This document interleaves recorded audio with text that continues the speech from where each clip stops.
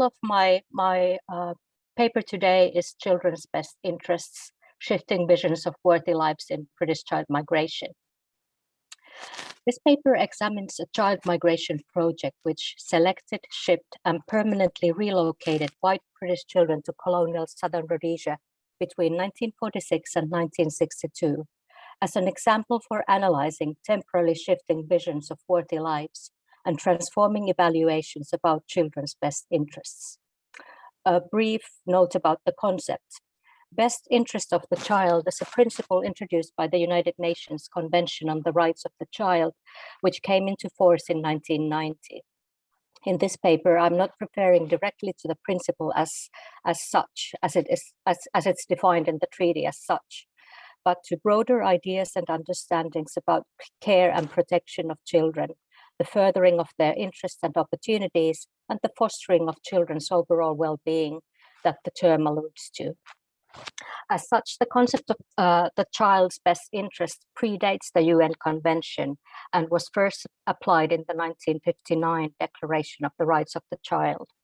Similar principles, however, also govern earlier documents, such as the 1948 Children Act, regulating childcare practice in England and Wales, which set expectations and framed post-war child migration regulations and practices as well. While all such regulations might be guided by a paramount and enduring value of safeguarding children and caring for their well-being, the understandings of what comprises lives worth aspiring to and ideas about how such lives could be best achieved are often embedded in multiple, at times incompatible value regimes and change through time, as Narodsky and Besnier, for example, write. Thus, while the migrant children were represented as the embodiments of imperial hope and futurity at the time when the project was launched in the aftermath of the Second World War, the contemporary processes of reconciliation and public apology repentantly depict them as symbols of loss and victims of failed and misguided state policies. This paper therefore considers how moral sensibilities regarding visions of better or even livable lives and of means to their fulfillment transform over the course of time, and how different spheres of value may be at odds in such moral projects. Rhodesia FAIRBRIDGE Memorial College was established on the outskirts of Bulawayo, the second largest city in today's Zimbabwe, in a disused Royal Air Force training base, where it operated as a boarding school and home for British child migrants. While similar schemes had previously been established in Canada and Australia, in Rhodesia the requirements for the migrants seemed much stricter. Whereas children sent to Australia were trained as skilled farm and domestic workers, the child migrants shipped to Rhodesia were to aim for higher professions and grander positions. The difference symbolizes the essential difference between Australia and Southern Rhodesia, a publicity brochure for the Rhodesia FAIRBRIDGE College published in 1948 explains. In Australia, the brochure writes, all work is done by white men. In Southern Rhodesia, all unskilled and a good deal of semi-skilled work is done by non-Europeans. The whites, to hold their own, must be well-educated, trained, and efficient. The chosen migrant children, therefore, needed to be physically and mentally fit and able, have an IQ in 3-digit numbers, as well as a reasonably solid and emotionally secure family background in order to be suitable to be educated into managerial positions in a racially segregated colonial society. In terms of child welfare, the stated aim of the FAIRBRIDGE Child Migration Project was to rescue select children from what were predicted as undesirable futures in Britain by sending them out to a faraway colony where they would be offered a better life, a life with potential for social advancement. Permanent separation from their families was considered a necessary sacrifice in order for the children to obtain the best possible opportunities and to pursue worthy lives. But the project's aspiration was not just the salvaging of individual children. The children were emigrated with the intention that they would also secure the continuity and improvement of the racially segregated colonial order. Thus, the project was to have enduring effects in the society effects that would reach far beyond the scheme's potentially finite duration. For the children, this sometimes came at a cost. Removal from their homes and families and resettlement into an institution resulted not simply in successful social advancement and smooth integration into white Rhodesian middle class, but also in experiences of loss, abandonment, and hurt. So here is a picture of one group of child migrants at Rhodesia House in London, with some dignitaries on the background. They are having a tea party before they are shipped from Southampton. And the second picture then shows a child migrant with a house mother in front of the corrugated iron barracks, which became the children's dormitories. So drawing on my ongoing multi-sided ethnographic research with former child migrants, my intention in this paper is to consider shifts in political discourses, practices, and sentiments at two specific historical moments. First, the launching and legitimation of the partly state-sponsored migration project, and then secondly, its public re-examination and condemnation in state apology. I first consider the political and moral values at play in rationalizing and motivating the migration project as it was drafted prior to and launched right after the Second World War. I then examine how the state's moral failure in its duty of care is proclaimed in the public denouncement of British child migration in Prime Minister Gordon Brown's state apology in 2010. The paper inquires how political and moral imaginaries and evaluations related to the idea of children's best interests are deployed in governing social orders and motivating change. Let me begin by sketching how the migrant children were projected as investments into the future. Second section, investment, migration, hope, and imaginings of future. I begin with two quotes. This is not a charity, it is an imperial investment.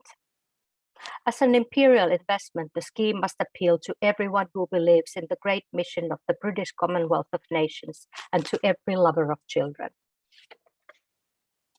With these words, the Prince of Wales, Edward VIII, endorsed British child emigration to the colonies and dominions and declared his support to the newly established FAIRBRIDGE Society. He personally donated £1,000 and with royal patronage encouraged further public subscriptions to the enterprise.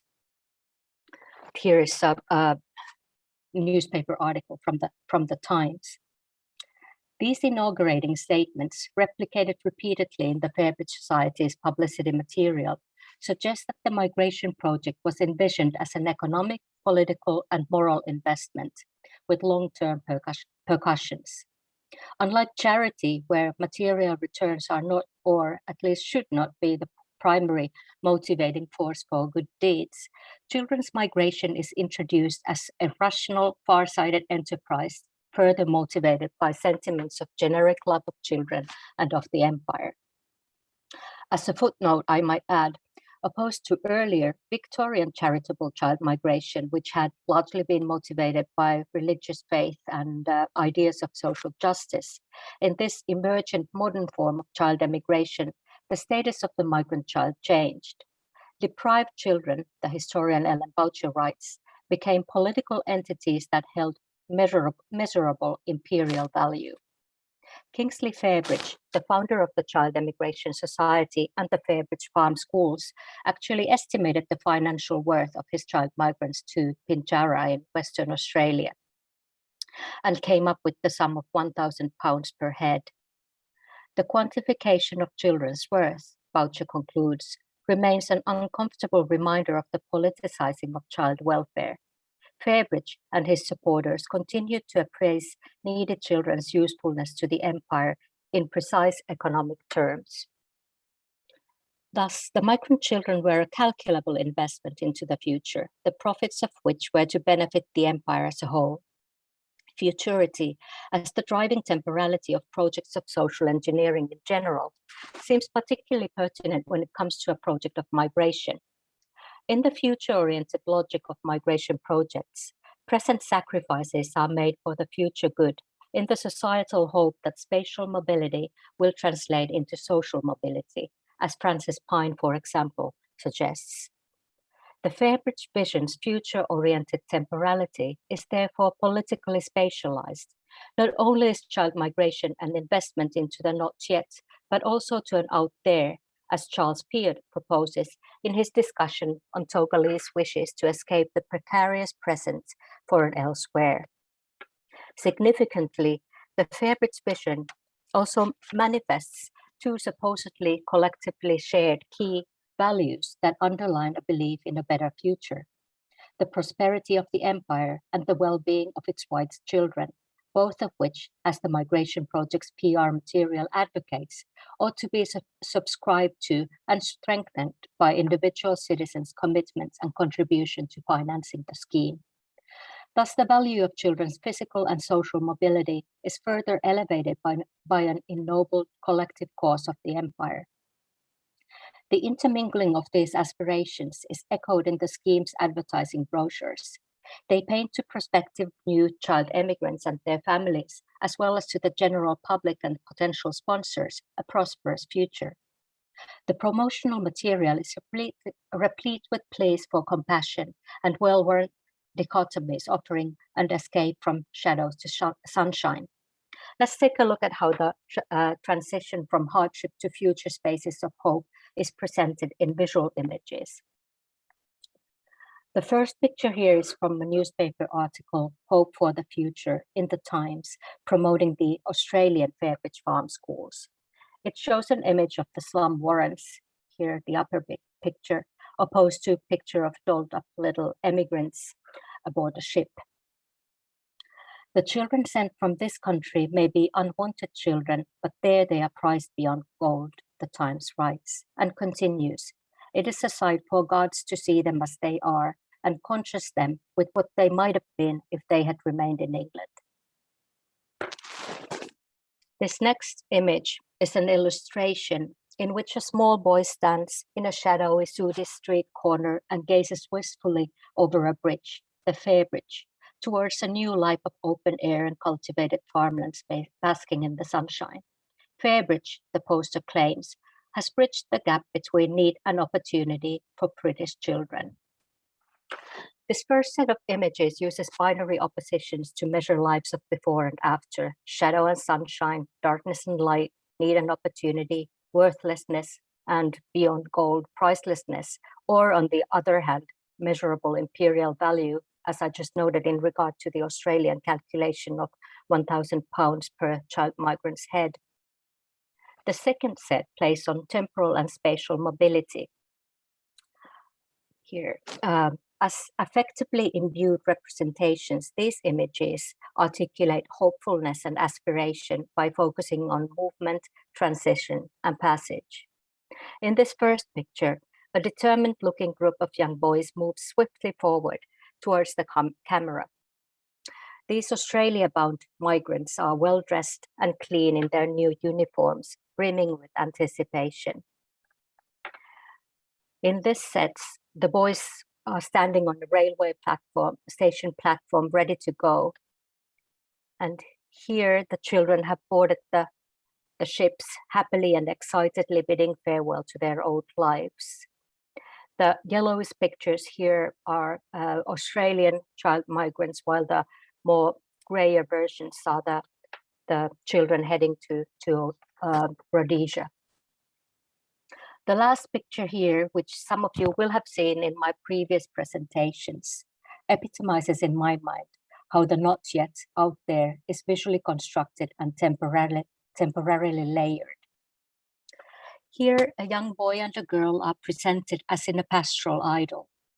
The boy is standing, pointing his finger outwards, leaning down to speak to the girl, while she kneels in front of him, tilting her head slightly, responsively listening to him. Before him lies an agrarian ideal landscape of prosperous farmland with grazing cattle and undulating forested hills in the background, reminiscent of a summer's day in England, and frankly, quite far removed from the actual semi-arid landscapes of Bulawayo. One finds here a nostalgic little England out there in the not yet. This colonial landscape vision, emptied of any other human involvement or of political struggle, presents a curious blend of nostalgia, which is not just retrospective in that it longs for the familiar European surroundings of a bygone era, but also prospective. In its political projection, it envisages, through the evocation of memory, a future that is homespun and familiar. The future of the migrant children, as it is presented here, is imagined with the homely past and landscape in mind.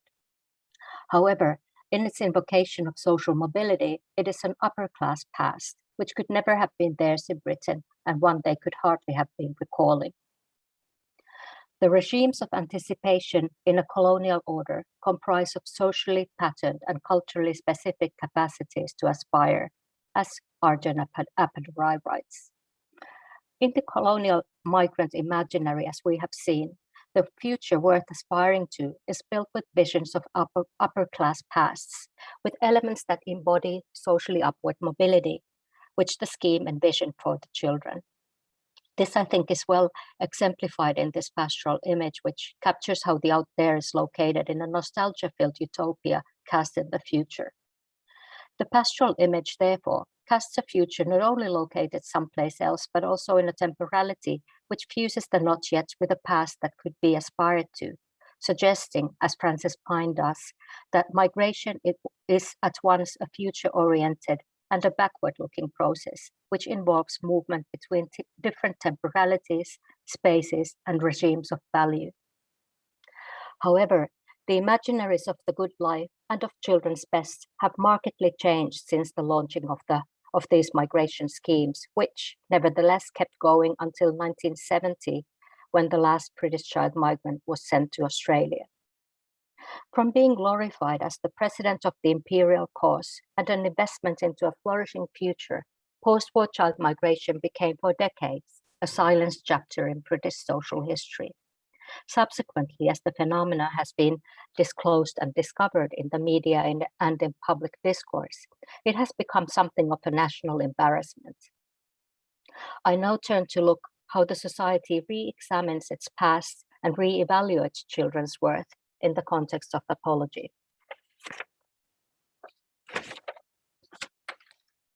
So, section 3, compensation, human cost and moral failure. On February 24th, in 2010, Prime Minister Gordon Brown made a public apology to former child migrants on behalf of the nation. He called the transportation of 130,000 British children to the colonies a shameful episode in British history. This is an excerpt from the Prime Minister's address to the House of Commons, something that I have also discussed elsewhere. I will read a section of it. Until the late 1960s, successive UK governments had over a long period of time supported child migration schemes. They involved children as young as 3 being transported from Britain to Australia, Canada, New Zealand, South Africa, and Zimbabwe. The hope was that those children would have the chance to forge a better life overseas, but the scheme proved to be misguided. When they arrived overseas, all alone in the world, many endured the harshest of conditions, neglect and abuse, in the often cold and brutal institutions that received them. Those children were robbed of their childhood, the most precious years of their life. Some still bear the marks of abuse, all still live with the consequences of rejection. Their wounds will never fully heal, and all too long the survivors have been all but ignored. It is right that today we recognize the human cost associated with this shameful episode of history and this failure in the first duty of a nation, which is to protect its children. To all those former child migrants and their families, I say today that we are truly sorry. We are sorry that they were allowed to be sent away at the time when they were most vulnerable. We are sorry that instead of caring for them, the country turned its back. And we are sorry that the voices of these children were not always heard and their cries for help not always heeded. Although we cannot undo the events of the past, we can take action now to support people to regain their true identities and reunite with their families and loved ones, and to go some way to repair the damage that has been inflicted. I can announce today support for former child migrants that includes the establishment of a new £6 million family restoration fund. I have discussed the politics of apology at length elsewhere and will not do so in detail today, but I will briefly summarize.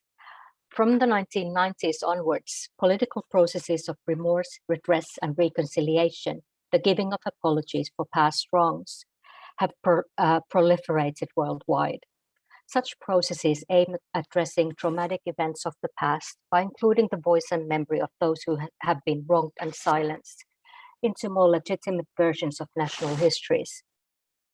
As a symbolic and ritual site for articulating divergent historical narratives, public apology has emerged as a prominent paradigm of such post-heroic modes of social memory, as Tom Bentley writes, and a standard tool in processes of political transition and a response to past injustices. Although critical commentaries, in many cases quite rightly, dismiss public apologies as feel-good strategies or as narratives that say more about the apologizers than the victims, I have attempted to focus on the aims and intentions of these political performances in order to explore how they spell out worthy lives. As a performative act, a public apology not merely enunciates words of regret for past wrongs, but also intends to transform how the society relates to that past. It therefore seeks to reform and amend the relationship between the apologizer and the victims of transgression, to configure prevailing national narratives, and to reaffirm the moral principles the society stands for. Thus, political apologies, I suggest, are compelling sites for examining attempts to voice, redefine, and potentially redress previously silenced pasts. How then does Brown's apology specify the nature of the wrong for which it apologizes, and what does it thereby indicate about children's best interests and socially worthy lives? In the apology, Brown first identifies the assumed benevolent intent of past governments in creating better lives for children by their migration, and then declares that those intents proved to be misguided. The shameful episode in history had been a failure in the first duty of the nation, the protection of its children. In the name of the state, Brown asks forgiveness for the indiscretions, which he spells out, that the children were deported from their families and their homeland, that they suffered harsh conditions, neglect, and abuse in the institutions they were sent to, that the country did not care for them but instead turned its back, that it failed to hear the children's voices or their cries for help, and for the fact that it had taken such a long time for the nation to publicly acknowledge these wrongs. Brown admits that children's separation from their families, their exposure to maltreatment and abuse, their neglect and silencing are wrongs of such magnitude that they obviously cannot be undone or fully compensated for. The acknowledgement reflects a conviction that things that cannot be counted, compared, or exchanged are often those that people consider to be of greatest value, as Narodsky and Besnier discuss. The destruction of such paramount value is not easily reducible to any comparable or measurable asset, which could appear to compensate for or morally equalize the wrong, to perhaps commodify the injustice. Brown does, however, propose that the government can go some way to repair the damage. In the name of the state, he offers redress by establishing a family restoration fund at the value of £6 million in order for the former migrants to, and I quote, regain their true identities and to reunite with their families and loved ones, thus emphasizing the preeminent values of national belonging and the sanctity of family. Here are some farewell pictures at Waterloo Station, and a very rare one of a parent, a mother bidding farewell to her two sons here. By detailing and taking responsibility for the wrongs, the apology attempts to reaffirm the state's moral commitment to safeguarding and furthering the children's best interests. It underscores children's particular entitlement to being cared for and being heard. Fundamentally, it asserts the pivotal value of the family which is accentuated by a concrete material act of restitution, the establishment of the family reunification program. As such, the prioritizing of child's right to family life reflects the principles of the Convention on the Rights of the Child, which declares family as the fundamental unit of society and the natural environment for the growth and well-being of its members, children in particular. The Convention further recognizes that for the full and harmonious development of his or her personality, a child should grow up in a family environment in an atmosphere of happiness, love, and understanding. To return to the apology text, as a narrative, the apology flattens temporality. It equates the subjectivity of 19th century child laborers sent to Canadian farms with the post-Second World War white Rhodesian migrants with prophesied middle-class futures, thereby taking the subjects out of their time and out of the social and political positions into which the migration placed them. Distinctively, the flattening of temporality is reflected in the way it simplifies and ahistoricizes family relationships. Its proposal to compensate for the state's moral failure to protect the migrant children by helping them to regain their true identities and to reunite with loved ones depicts families as nests of affectionate relationships frozen in time. It assumes the possibility of return and the resumption of relationships that might never have existed. In so doing, it invalidates the child migrants' experience, particularly their senses of loss and abandonment by the family. What then do my interlocutors think about the value of the apology? Despite shared skepticism about the genuineness of sentiment behind the apology or its ability to grant absolution, let alone its fantasy about family reunifications, for many of my informants, its symbolic, ritual, and even political value was elsewhere. It rested fundamentally in the explicit affirmation of the child migrants' existence and their plight, and particularly in its public documentation, in the recognition and recording of their social worth. As Zohar Kampf writes, however hollow, humiliating, or insincere apologetic gestures and remedial acts, once expressed in public, they may nevertheless have meaningful social value. Ted, one of my informants, saw the relevance of public recognition in apology, but took it with a pinch of salt, and I quote him. I thought the public apology was a bit of a cop-out myself. What I felt was this. I think a lot of the Rhodesian children felt abandoned, and although the authorities accepted it, I don't think they do enough about it. In saying that, I'm glad they apologized, because at least it showed that there was some kind of recognition that this had happened. But the same had been said about the Australian case, the Canadian thing, and the Rhodesian thing. They knew about this years ago. Why didn't they apologize then? Were they pushed into a corner where they had to do something? It should have been free will. I don't think anybody knew what to do, to be honest. If you're hit with a major problem, silence is sometimes a cover for saying, oh God, what do we do now? Ted's mistrust about the apology boils down to decades of deliberate state silencing, denial in the face of confusion and disquiet, while the authorities were repeatedly made aware of the adverse circumstances and outright abuse that some of the child migration operations involved. This makes the apology appear forced and vain, an act which perhaps speaks more about the state's need to reaffirm its liberal normative complexion than an act that genuinely acknowledges the people it addresses and the moral wrongs it repents for. Ray had a privileged perspective to the apology because he was one of the invited former migrants present at Brown's ceremonial address. For him, Brown's words meant nothing as such. They were irrelevant. The meaning of the apology was in the sense of fellowship or relatedness he felt, in the fact that he was not alone. In the ceremony, he was surrounded by dozens of others whom he could imagine had experienced the same. For Ray, the value of the act was the public recognition and revelation of connectedness, being part of a larger community and of history subdued until then. The intimate meaning of the silenced past was crystallized by his observation of how others he could relate to carried their loss and pain. I quote him.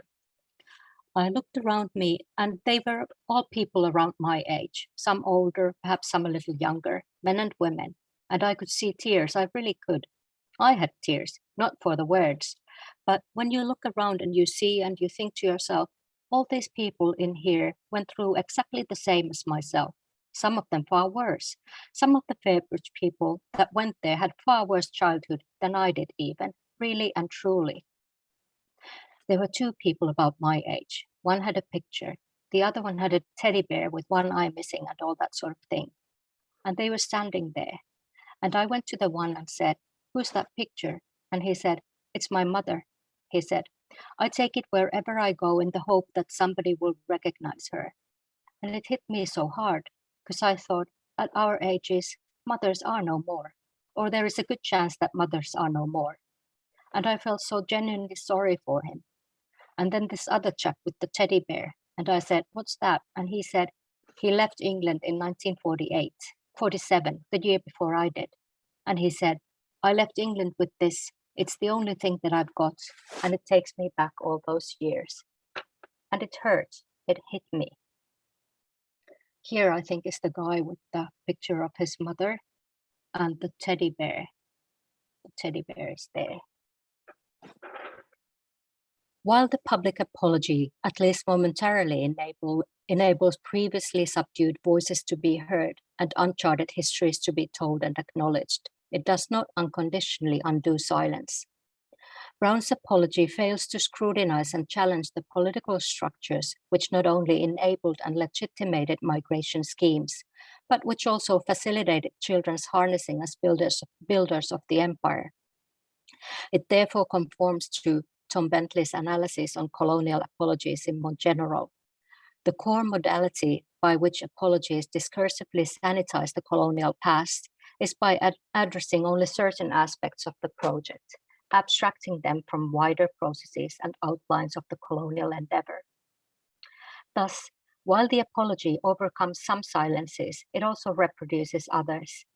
While it aims to assure that the past atrocities should never again happen in the future, that no one should ever again journey in sorrow without hope, as Brown pronounces, it once again sidesteps the broader historical context of the empire, which the child migrants were tasked to uphold.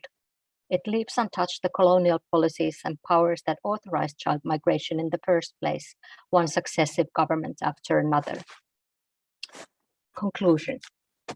In this paper, I have looked at how legitimations, judgments, and sentiments relating to child migration have changed from hopeful investments to inhumane violations, and how these changes might reflect broader transformations in the ways in which governments express and implement collective visions of valuable, meaningful, and dignified social lives within, as Ghassan Haj writes. The case also illustrates the ways in which political, economic, and ethical values may pull in different directions, or to phrase it otherwise, how different regimes of value may collide in moral projects. Such shifts, antagonistic directions, and conflicts may be observed by considering how the content and meaning of children's best interests has changed, while it has endured as the proclaimed principle of supreme societal value, and how these changes have been intrinsically linked with political processes of nation and empire building. Viewing children as imperial investments reflected a belief that geographical mobility would translate into socio-economic mobility, which was considered to epitomize the children's best interests. In the apologetic post-imperial reversal, in turn, children's emigration and permanent separation from their families is considered as unjustifiable and disgraceful violation of their fundamental rights to protection and voice, and an undermining of their possibility to achieve a dignified life. Instead, children are evaluated as deserving to be cared for, heard, and healed by family and by the nation. The child migrants can obviously no longer be depicted as imperial investments. Instead, their experience is defined as a human cost. They are seen as worthy of compensation for failed and misguided state policies. The political effects related to child migration, expressed through economic metaphors of investment, cost, and compensation, all speak of realization of societal hopes and social worth, of how the society values people as well as the values it invests in and aspires to obtain through people. From being portrayed as embodiments of hope, aspiration, and future, the child migrants have become symbols of abandonment and moral failure, pawns of inconceivable and inappropriate political projects. I want, as British history of child migration is further scrutinized, something which I will continue pursuing in my future project on comparative post-colonial apology. Public apology is seldom a one-off event as a standalone singular text. Rather, it is one significant episode heightened by its ceremonial and publicized character in a continuum of revisions in how a national past is perceived, told, and reconciled. Accordingly, since the 2010 public apology to the British child migrants, the reconciliation process has continued in the form of a statutory inquiry. It was established in 2015 by the then Home Secretary Theresa May because of serious concerns that some state and non-state institutions and organizations had failed in their duty of care to protect children from sexual abuse and exploitation and to ensure best possible protection for children in the future. One part of the still ongoing inquiry has focused on child migration programs. The Independent Inquiry into Child Sexual Abuse, ICSA, report published in 2018 recognizes failures of various charitable organizations involved in child migration. However, it is adamant that the institution primarily responsible and chiefly to blame for the existence of the programs after the Second World War was Her Majesty's government. Successive governments, the report attests, failed to take action to end child migration or even to amend some of the crudest malpractices it was repeatedly made aware of by various inspections and reports. Thus, the government's failure to fulfill its duty of care towards migrant children who remain British citizens is obvious. In its formulation and emphasis, the report is more explicit about the significance of the political and historical context than any of the previous attempts at re-examining, revising, and repairing the consequences of past policies of child migration. According to the ICSA report, the main reason Her Majesty's government did not end the child migration programs despite its knowledge of children's physical, mental, and sexual abuse within the schemes was that, and I quote, politics were continuously prioritized over the welfare of the children. The British government did not want to imperil its relations with other Commonwealth governments, particularly with Australia. In addition, it did not want to upset influential philanthropic organizations such as the FAIRBRIDGE Society, which enjoyed royal patronage. It is clear that in some cases, the avoidance of embarrassment and reputational risk was more important than the institution's responsibilities towards migrated children. As I noted at the beginning of this lecture, the FAIRBRIDGE Society enjoyed royal patronage from early on. The Prince of Wales' personal donation in 1934 set an example for the public to participate in funding the exceptional scheme. But the politics and consequences of royal patronage have endured. In 2013, the FAIRBRIDGE Society ceased to exist as such, as it merged with another charitable institution called the Prince's Trust. This organization was founded in 1976 by His Royal Highness, another Prince of Wales, Charles, who continues to act as the president of the organization.